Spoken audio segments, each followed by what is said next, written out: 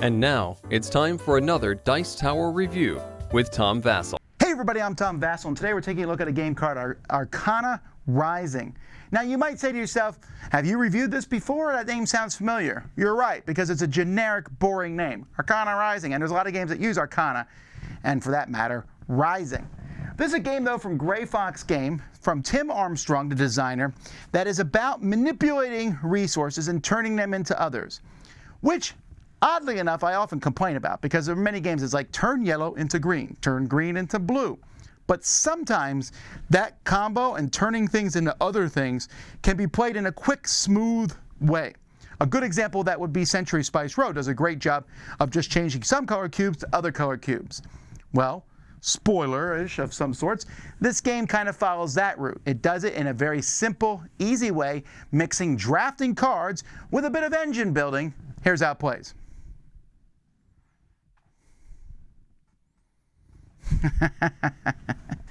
I am now the excited owner of a new set of commander decks. Everyone's got their own player board, which has charms, herbs, blood, potions, and gold on it. You're going to start with one of each at the beginning of the game. Now, players are trying to collect these and use them over the course of the game. At the end of the game, for every gold, you get a point. For every 3 potions, herbs, or charms, you get a point. And for every blood, you lose a point. Blood can be powerful, but not very useful at the end of the game. Each round of the game, you're going to put out 12 chips randomly in these spots. Players are going to have a handful of cards matching the round. So you'll start from deck 1, then go to deck 2, and deck 3 each round. Players are going to pick one of their cards. They're going to use it. We'll talk about that in a second. You will then pass the rest of the cards to your neighbor, passing a different direction from round to round. Then from those cards, you'll pick one, passing it, and so on and so forth, till you've gone through 6 rounds. At the end of each round, you'll take the chips off from that round because they affect that round. On a round, you can play a card from your hand and add it to that school. So I could play this one here. I'm going to have to look at the cost. This one is free, so that's pretty easy. But let's say I wanted to play this one here. Well, that's also free, so that was kind of a bad example to show you. But maybe I want to play this card. It's going to cost me 2 potions or 4 of any resource. So I can just play a card if I pay the resources and sticking it underneath. Or you can just discard a card from your hand. It's gone. You'll put it here in a discard pile. And then you'll run the 2 colors of whatever round it is. When you run these colors, you just do everything on it from top to bottom. And you can have several cards. So if I have this here, this is gain an herb, gain an herb, gain an herb. And this card activates on every turn you cast. So even if I didn't run green, this one would work. But this would give me 3 herbs, and I would stick them here. Let's say I'm running the green-blue. Then I overgo blue, and I get a potion. That's not a particularly interesting move, but as time goes by, you're going to have all sorts of cards. Spend 4 resources, gain 4 blood, and activate another card. This one here says, spend 3 potions to get 3 gold. If you have 2 potion cards, gain 2 charms and 2 victory points. Gain a victory point. This card activates every turn that you cast. So I'm looking at the cards from 2, but they get even cooler in round 3. This is just an artifact. You just put this next to the board, but this gives you 3 victory points for every discipline, all 5, with no spells on it. Spend 4 potions to get 5 gold. This just gives you 8 victory points. Well, that's pretty awesome. This one here, add 1 spell card. This is a one-time thing you can do. From your discard to your tableau, then cast that spell. Change 4 charms into 5 golds. You'll know most of them change things to other things or just give you stuff. This gives you 2 victory points and 2 potions. So you're collecting victory points. And you're also putting stuff on all of these and running them. Like I said, at the end of a round, you'll take these 2 chips away. We go to the next round. Everyone plays a card. They're activating green and yellow or adding a card to their tableau. Then everyone's going to either add a card to their tableau, then activate green and blue. When you get to number 1, you'll notice there's no chips there. So then you just activate the lowest card, the lowest spot on each of the disciplines. That's what number 1 will activate.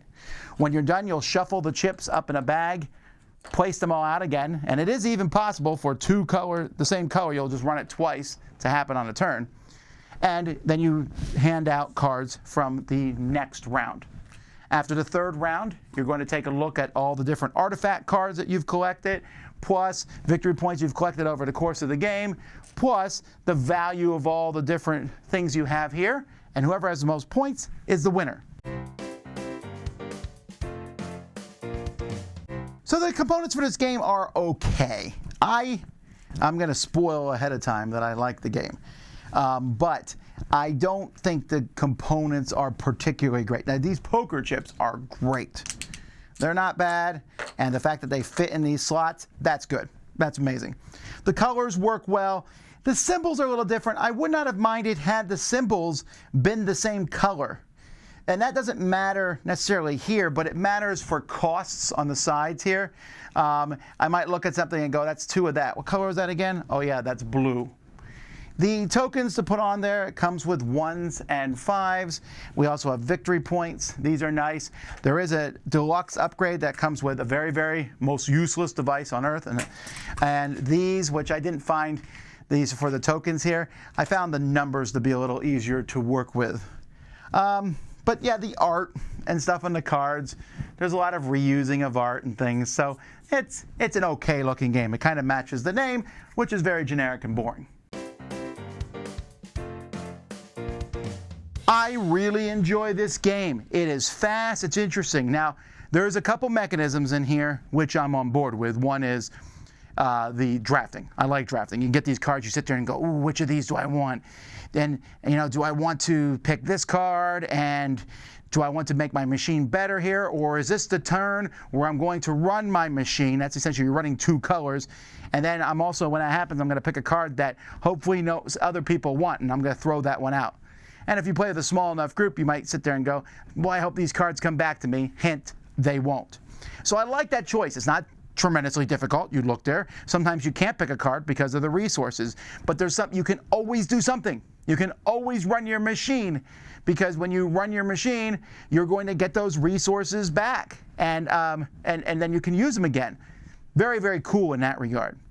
I also like, as you're running your machine and doing these things, the idea of, do I want to make one color huge? Like when I run green, it's going to be amazing. It's going to send off 4 or 5 cards. Or do you scatter them out so you can run your machine whenever you want? The blood magic too. The blood spells are really cool, but you got to make sure you get rid of that blood. You want to have things that turn that blood into other things, otherwise it's worth negative points at the end of the game. Or sometimes you don't care. You'll take a few negative points at the end of the game because you've run your machine so well otherwise. This is a half-hour game that I guess you could call a filler game, a game you play in between other games, but it feels a little bit bigger than that. And despite the fact that I think this, it's using this generic magic theme, and or alchemists, I'm sorry, I guess magic, like, who knows? It has this very generic theme with components that look a little generic, and I wonder that a lot of people are going to walk right by it. That's a cool box, but on the table itself, not a lot of people are going to stop by and go, ooh, what is that? That's just not going to happen. But once you play it, I think most people will like it because it's fast, it's snappy. I'm a big fan of games that go, move along, boom, boom, boom, boom, boom, boom, and everyone's also playing at the same time. There's not a ton of interaction maybe, but you all know what colors are going to go off. You can make sure, like I said, pick cards that when you throw a card out, you try to hate draft a bit, throw a card out somebody else wants. And it just feels a little bit different than other games. Yes, there's a lot of similarities here. Yes, we're seeing drafting. Yes, turn something into something else. There's a lot of that. But the fact that you get to pick and draft and go for extra victory points in various ways, and that there is only 18 turns in the game makes it go nice and quickly. I like it. Definitely check it out. That's Arcana Rising. I'm Tom Vasel, and you've been watching the Dice Tower. Dice Tower Judgment approved!